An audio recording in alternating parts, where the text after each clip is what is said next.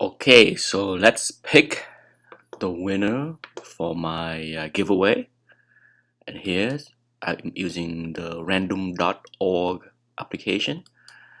There is, I believe, 30 people that submitted questions. So let's do this 3 times. Okay, I think I have watched many videos of people using this and they kind of click on random 3 times just to get things going. So here's all the people that enter in a question. First time, here we go. Here's 30 people, 1 to 30. Let's do it one more time. And last time. Christopher Joy. Look at that. Congratulations, Christopher Joy, on winning the book. Hit me up on email. I believe you have my email. And we can do this. I can mail you the book sometime next week or this weekend if I have time to pack things up. Okay? Congratulations, Christopher Joy. Um, Email me and let me know if you want me to press the book before I ship it out to you, or you prefer to press it yourself since you are learning the process. Let's move on to the question. There's roughly 30 questions, I think. I think I got everybody. If I miss a question and did not enter you into the drawing, my apology, okay? Because there was a few people that just post comments. They don't want the book, so I try to weed through the comments and leave those kind of comments out. So let's go with the question, and I'm keeping the watch on the clock. I'm gonna try to do as many as I can. You know me, I don't like to run videos that long. Even if I want to, I can't. My iPhone only has so much memory, and I cannot run like a half an hour long kind of video before it run out of memory. First question, Halia Comic Bro. What was the first book you submitted and what grade did it get? My very first batch of comic books was just not one book, it was 100 books. It was X-Men 2 through X-Men 143. Okay? Not the entire complete run, but I picked out the nicest copy that I have, the 100 nicest copy that I have, as well as what I thought was the most valuable. So issue 2, 3, 4, 5, 6, the whole thing. I had the complete run already by that point in Raw. So I picked out 100 books. Now, why 100 books? At the time, my first submission, I did call CGC to ask, hey, can I just drop off these books? And whoever it was that was on the phone told me, if you have 100 books, you can do that. Of course, that's not completely true because later another person told me doesn't have to be 100 books, but that's the reason. So 100 books, and I believe the lowest grade that I got in that batch of 100 books was a 6.0 and the highest was a 9.8. I did not know how to grade at this point. So there was a big surprise to me to see the huge range of grade 6.0 all the way to 9.8. Did I think that I will get all 9.8? Heck no. Okay, but for sure there was many surprises on both the upside and the downside, as well as a purple label. I remember receiving that big batch, gosh, 3 months later. And the very first thing that jumped out, even though I did not even know what a purple label was, I just remember opening the box, see the top of all the slab, and then one was purple, and I'm just like, what the heck was that? Why is that one purple? What does that mean? And I pulled it out. It was my X-Men 94. I told the story about this book many times, as far as my most expensive book that I bought way back. Yep, it was purple label. It was a 9.0 purple label. with amateur restoration. Yeah, it was so I could see the color touch after. Okay, through the slab, I can see the obvious black color touch on the spine. Yep. Anyhow, that's my answer to that first question. Gino B. Nano. Um, his question is, what is the good and bad things in your opinion that has changed here on YouTube?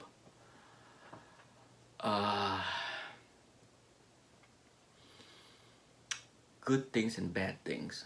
I think the good and the bad is kind of together. Okay, I'm just gonna focus on the comic book community. I'm assuming that that's the question. The good thing and the bad thing is that the community is growing. Okay, that's good. The bad thing is with life. There are good eggs and bad eggs. That's just the way it is. You know, if you go into a room and one person other than you in the room, the likelihood that you get along with that person is a lot better than if you walk into a room with 1,000 people. The likelihood that you get along with all 1,000 people is slim to none, right? So same thing with this community. The bigger it gets, the more it grows, the more different tastes enter into the community. And the sad thing about human is that a lot of people are intolerant of others' opinion. Even new people. Even new people that enter into this hobby that know nothing about this hobby automatically latch on to someone else as if that's the person I will listen to. Nothing I can do about that, okay? But at the same time, some new voices will dissent into my opinion. Oh, what did he talk about? All he do is collect vintage stuff. He doesn't collect modern stuff, so his opinion about this hobby is nothing. Hate that guy. Okay, so hopefully that answered your question. Third question, the immortal Biggie Shack. Do you have a favorite video or memory from your YouTube comic book channel? Do I have a favorite video or memory from your YouTube?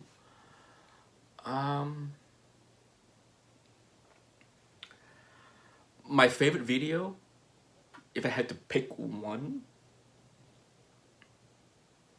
is the one that I talk about my favorite comic book, my first comic book. Easily, that's my favorite video because you know, that book is a nothing book for most people. Iron Man 150, but for me, it meant a lot. It's it got me involved in collecting comic book. It's not the first time I ever read comic book, but it's the first time that I bought a comic book, and it's a book that get me to spend my hard-earned paperboy paper route money. So yeah, it's I think that's my favorite video because it's a book. That book mean a whole lot more to me than any other book. Yes, I said that many times in many videos. Next question, John Pomfret. Any chance of me doing a grading contest video again? There's always a chance, but I don't see in the near future of doing a grading contest. So is there a chance I will do it? Most likely not. Just because, I don't know. It's, for me, it's something that, you know, I want people to learn how to grade, absolutely. Grading contest is something that is helpful, but that alone is not help people learn how to grade except for a few people. So same thing with the pricing contest. You know, I run the Price is Right game for the past 4 months on my channel, and barely 5 to 7 people play the game. A lot of people love this hobby, but my God, learning how to grade, learning how to value something, or understanding the price and value of anything, that's work. Who wants to do that? So I might do a series of video where I show books from my comic shop. I think someone suggested this last month because I talk about my comic shop and grading.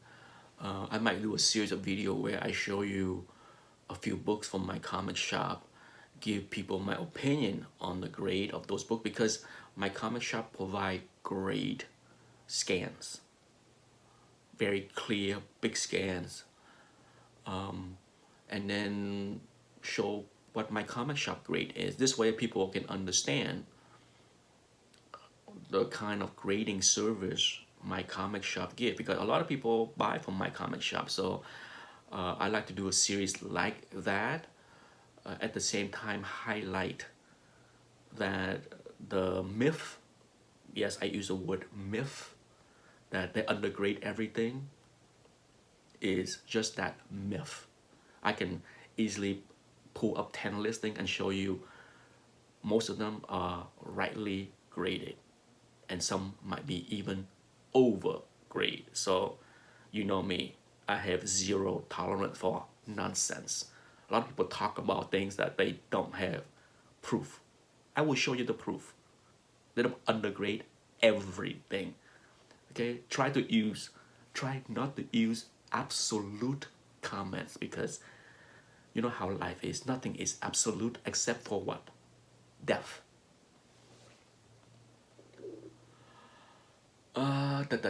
Next one up is the winner, Christopher Joy. Congratulations on 7 years.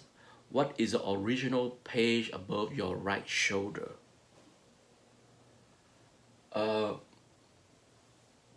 Silver Surfer. Yes. Issue 8. John Buscema. And assuming you seen that before, I have shown a close-up of that before, I think. And then, of course, that is a drawing of the cover, the recreation of Iron Man 150 by none other than Dr. Van Schiller. John, he gave me that, I believe, 5 years ago. Correct me if I'm wrong, John, but I believe that was given to me over 5 years ago. All right, next question.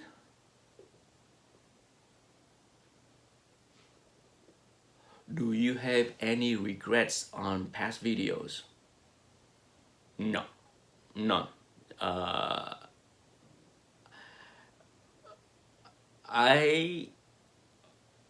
don't have any regrets on how I say things in any videos, or I would have deleted them. I have deleted one video, or took them off, because it was incorrect. I think maybe 2 months ago, I loaded a video on tips and tricks on how to gain eBay bucks, eBay rebates, whatever it was, and I was incorrect. So I took it down after one viewer told me that won't work, and I double checked his comments, and he was correct. It will not work. So I took that video down ASAP. That's the only one that I can remember took down. The rest of the other stuff, once I put it out there in the public, no regrets. People can hate them, people can like them. I have had video that get almost as many thumbs down as thumbs up. Some might even have more thumbs down than thumbs up. So yeah, it is what it is. No regrets. Certainly, you know me, no regrets on how I behave in any videos. If I misbehave and appear like an a-hole and talk people badly, or say nasty things about certain people, no regrets. I am who I am.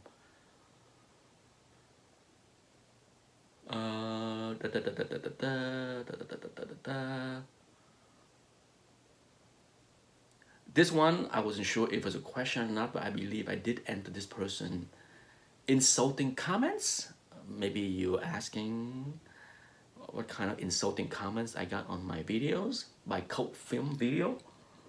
Yeah, I mean, I think if you make videos,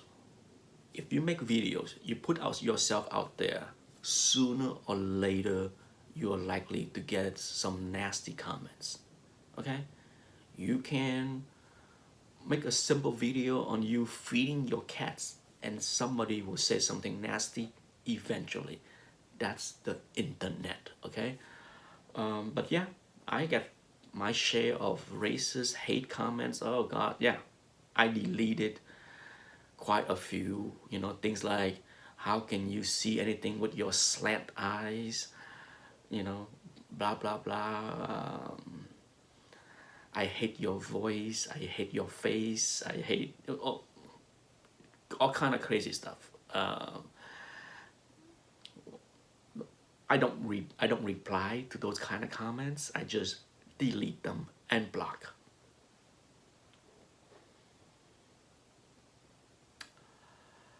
'71, King 71. Wow, I just look at the time, 17 minutes. Yikes. Where does the rankle rank on your all-time favorite list? You know me, and lists very hard to do. I can't do favorite of anything unless I break it down into category, like favorite Silver Age artist, favorite Bronze Age artist. That's the only way for me to put even like a list together. And even that, the list is not like, here's my favorite Silver Age artist. I can give you the top 5 Silver Age artists, and Storenko would be in my top 5 Silver Age artists. Marvel. Even that I had to even narrow down the list. So where does Storenko rank? He's in my top 5 favorite Silver Age Marvel artists. Where in the top 5? I don't know.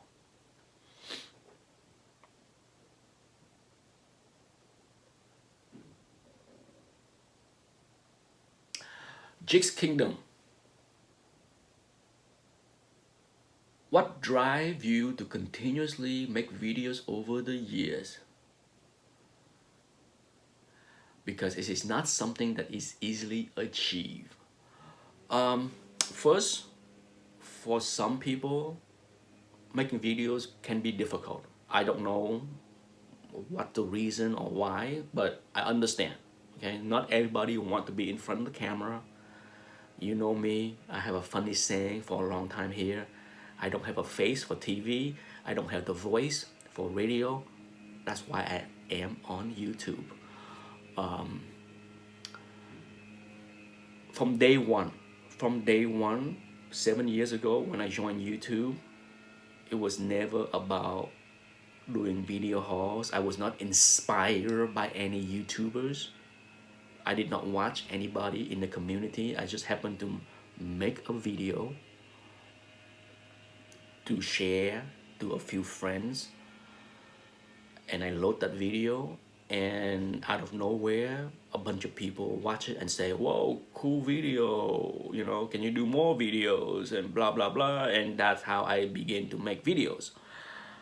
That's how it all started. It was an innocent things I did just to share, to test out my new camera that I got. But that was it. It's not hard for me because I do enjoy talking about comic books. Okay, it's not something that take a lot of effort for me to talk about comic books. Maybe that's the reason why it's so easy for me to make a video. It's effortless, to be honest. You have no idea how many videos I have piled up in my computer that I have not loaded. I can literally stop making video today and load a new video daily for the next month, 2, 3 months. Yeah, I can. There are days that I have nothing to do, and I will sit down, put the camera, the phone, and make 5 random videos on 5 different topics. And then there's days I do 0. But I can guarantee you, I make more videos on a daily basis than I load. That I know for certain. That's why the backlog is just growing and growing and growing, and it's almost harder for me to go on a daily basis to say, okay, what video am I gonna upload today or make it public, because there's just way too many. And there are many occasions where our videos are no longer relevant. You know, I make a video sometimes that's like a year later that I found like, oh my God, this is like a year ago. I'm talking about something that are a year old. Forget it. Not loaded. So yeah, it's not hard for me at all to talk about comic books, because it is never about what hot books there is to buy. Okay, it's how I enjoy this hobby is different than many people. That's fine. They don't need to watch my videos if all they care to hear is what hot book it is to buy today. I don't know. I don't make those videos, but I know the majority of the community love those videos. Can't get enough of what hot books to buy on a weekly basis. Not here, not ever.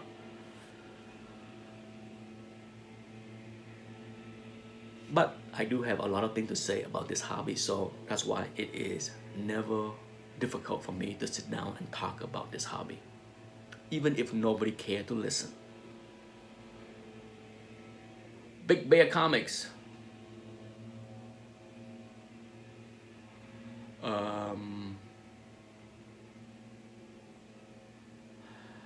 His question is, some books are, well, I'm gonna try to, if interior of a comic book has bad printing, like the ink is very strong on some text that's unreadable, does that affect the grade? Some books are produced poorly where it is very light, that you can barely read the text. Okay, that on the opposite end, that happened too. I have had books where during the printing process, some mishap happened, and a big blob of black ink is on the page, cover up some of the panels. I can't say for certain, but I believe it is a printing production error, and CGC, the lawn people are here, so hopefully I did not get drowned out. My answer is the printing flaws that you ask should not impact the grades. Okay, unless you're talking about a 10.0 book. If bindery tears, okay, interior cover flaws are much more forgiving than exterior cover flaws, right? If you have a 1-inch tear on an interior cover, that might keep a book at an 8.5. Okay, you have a book that have a 1-inch tear on the interior page that is 1 inch long, it might keep the book from a 9.0. Okay, that has happened to me before. That's why I can say that. But if you take that 1-inch tear and put that on the cover, all of a sudden you're talking about an 8.0 or even a 7.5. Okay, so where the flaw is matter. So if the poor printing process of the 60s or the 70s or the 80s make the book, make that certain panels not readable, not a big deal. Can that book be a 9.8? Absolutely. Okay. Half a K man. Next question. What is your true number one favorite cover of all time? Can't do it, okay? This is why I break it down into subcategory like favorite Neil Adams, House of Mystery cover, favorite Neil Adams Green Lantern cover, because my brain cannot function in the absolute way, okay? I don't deal in absolute things very well. This brain just cannot compute absolute question. That's why I need to break it down. But yeah, hopefully that answer your question, even though it might not be the answer that you want to hear.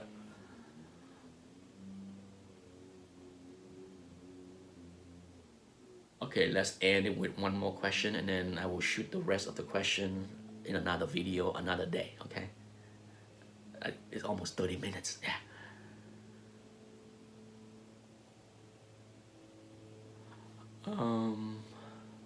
Daniel Trotter, where is the Action 1 and Batman 1? Many of the books are at the bank, in the vault, okay? I don't keep those valuable stuff in the house. It'd be too risky. And just to elaborate, because someday somebody will have to comment on this, do you know that the thing in the bank vault is not insured? Yes, I know. That's why I buy insurance for everything, okay? There's a lot of things that a lot of people don't know that I know. And a lot of people just assume I don't know things, and if anything I regret behave is sometimes I am easily annoyed by question or suggestion or things that I know, and people just assume that I am not aware. I am aware that things that I kept at the bank's vault is not insured. Yes, been doing that, been keeping things at the bank for 7, 8, 9 years now, and even the bank people remind me that. So I know. I have that cover. Don't worry, okay? Okay, that's it. Until the next video that I can sit down and have time, because I'm shooting this video at literally 8 a.m. in the morning of the day after Thanksgiving, and it's time for me to sit down and watch The Mandalorian episode 4. Yeah, the review for that will come sometime later today. Thanks for the question. Christopher Joy, congratulations on winning the book. See you later.